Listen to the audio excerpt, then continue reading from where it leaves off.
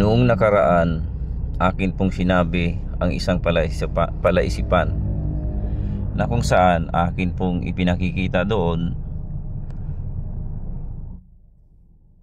ang tungkol kay VP Sara at kay Biko, na kung saan si Biko nakatipid at sa kanyang pagtitipid ay nakatipid siya ng 9 billion.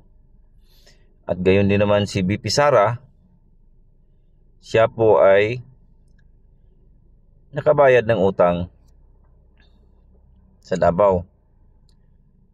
Ngayon po, mayroon po akong gustong ipakita. Baka kasi mamaya mayroong mag-compare sa dalawa kung sino ang magaling sa kanila. Pareho po silang magaling.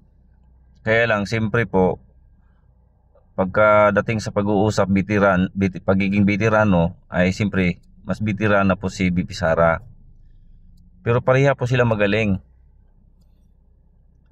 Si Biko Soto, bago lang pero malaki-laki na rin po yung achievements na nagagawa niya at pagpapaganda niya sa Pasig. Kasi po, isa lang pong punto ang pwede kong tignan Yung Davao kasi po, wala na pong wire doon na gula-gulanit na makikita mo sa mga poste.